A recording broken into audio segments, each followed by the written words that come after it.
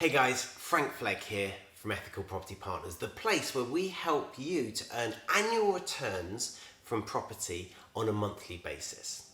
Now in this episode, I'm going to be continuing our series on the 4 phases of your property business. We've already covered phase 4, which was finishing your property business. We've already covered phase 3, which was protecting it. And today, I'm going to be talking about how you can build your property business after you've already started it. So starting it is the first 2, 3, 4 properties, but then how do you scale your business from 2, 3, 4 properties up to 20, 30, 40 and beyond properties? Now, very few investors manage to do it. There are hundreds upon hundreds and thousands of investors that have got 1, 2, 3 buy-to-let properties. But there are very few investors that have got 30, 40, 50 buy-to-let properties in their portfolios. And when I say buy-to-let, I'm talking about service accommodation and holiday let. I'm talking about HMOs. I'm talking about commercial property. I'm talking about developments. I'm talking about single ASTs, etc. I'm just lobbing them all together and calling them buy-to-lets. So investment properties. So why? Why is it that there are so many that have got a few and so few that have got so many? Well, it comes down to the building phase, and some people transition quite well, and I do think that it's something that EPP does very well. I think we're especially effective at helping investors go from very little experience, sometimes even none, all the way through to portfolios that have 10, 20, 30 properties in them. And I've got a few tips for you. This isn't going to be a long video, but I've got a few tips for you on how you can do that building phase successfully. The first thing is, if you've got something that's working in the startup phase, easy for me to say, then continue to do that. Don't go off at a tangent. It's so hard to get one thing to work, and we make so many mistakes whilst we're getting that one thing to work that it's really foolhardy to then say, right, I'm going to now go and try this really shiny new strategy because I've been on a 1-day course and the guy said it was amazing. No, if you've worked out how to buy below market value and how to let on a single AST, stick with that. Stick with buying BMV and letting on a single AST. Don't then go, oh, but my mate Fred, he's done some developments, so I'm going to can the whole BMV and I'm going to start doing developments. No, because the problem is you're going to go make a whole load new mistakes in the developing.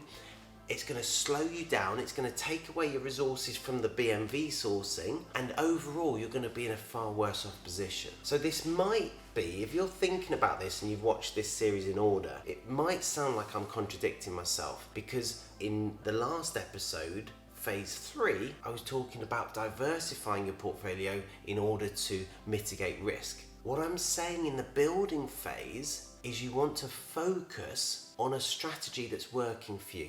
Now, that doesn't mean that you stick the blinkers on and you don't worry about protecting yourself. You absolutely have to protect yourself, but don't try and do 10 strategies at once, because the metaphor is a wall of plasticine and you throw yourself against it. Well, you're not going to get much penetration because there's the whole of your surface area of your body pressed up against the wall of plasticine. You're going to go in like 1/2 centimetre, right? The difference though is if you get your whole body weight and you put it behind one finger and you push your finger into the plasticine, you're going to be able to put your whole finger into it. You're going to get more penetration. You're going to be better and get more success at one strategy than if you try 10 or 15. So that's the first thing in the building phase. If you've found success in the startup phase, you want to be cracking on with that success. You want to be replicating it. Rinse and repeat is the catchphrase of today in property circles. So rinse and repeat that strategy and keep doing it whilst keeping an eye on protecting yourself. And there's many ways you can protect yourself within one strategy. The second thing you want to be focusing on,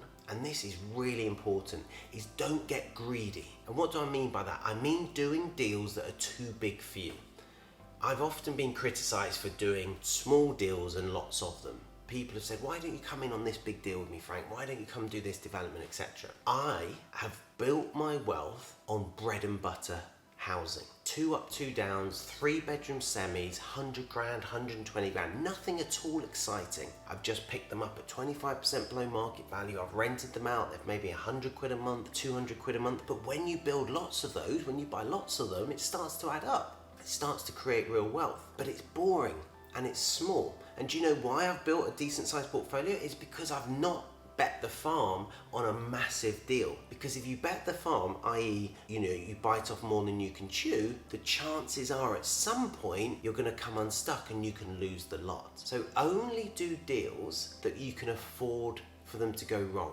So think about a 100 grand house that you buy at 75 and you think you're going to spend 5 grand on it and you're going to have 20 grand equity. If you stuff up and you have to spend 20 grand on it and then you can't rent it out for 3 years because there's some kind of prohibition order or there's a covenant that was broken that you were unaware of, are you okay with that? Well, a 100 grand property with a 75 grand mortgage is probably going to cost you 250 quid a month in interest. Most people in property can cover 250 quid a month. Most people in property who expect to do a 5 grand refurb can chuck in an extra 15 if it needs it. But if you multiply those figures by 10, all of a sudden you might be at numbers that you can't cover. I've got a gentleman that phoned me recently. He's got a deal that's costing him £20,000 a month and it's overrun by 2 years to date. It was supposed to be 1 year and it's now in its 3rd year. 20k a month. Try going down Asda and get a few extra shifts stacking shelves to cover 20 grand a month. You can't. And so unless you're already playing at that level, you're gonna come unstuck from doing that big deal prematurely. And if you haven't played the game by Robert Kiyosaki, author of Rich Dad Poor Dad, it's called Cash Flow. There's small deals and there's big deals. And one of the biggest mistakes you can make is going for the big deals too early because you can't do them. You don't have enough resource. And he's trying to teach in that game, do small deals, build wealth from small deals, and then move on to the big deals. So that's my second tip. And my third tip is a really simple one, and then I'm gonna wrap up for you. My third tip is enjoy the journey. Enjoy your successes. If you've just bought a house that's 100 grand for 75, take your missus out for a meal to celebrate. Buy yourself a bottle of champagne because that's a success. And do you know what? If you do another one next month and another one the month after, celebrate them all because they're all successes. Walk your kids around them, give them keys to the house and say, this is your first investment, this is going to be in your inheritance. Or teach them how to do a viewing with tenants and let them see the excitement on a tenant's face when you give them a home. Bring them a bottle of wine and some flowers so they can celebrate their new home. Enjoy the journey because I see so many investors get real success that 12 months before they wouldn't have dreamt they could do.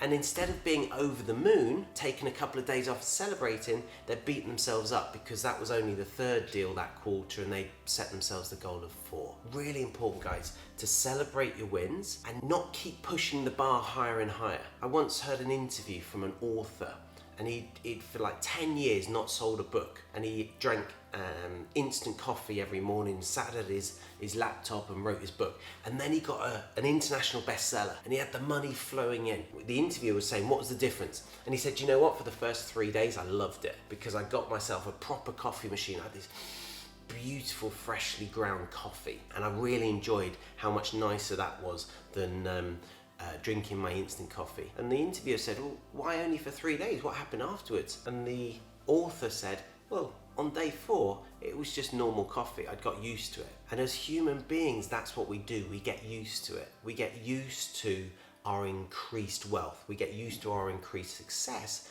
But the problem with that is we stop celebrating those successes. So my final tip is a really simple one.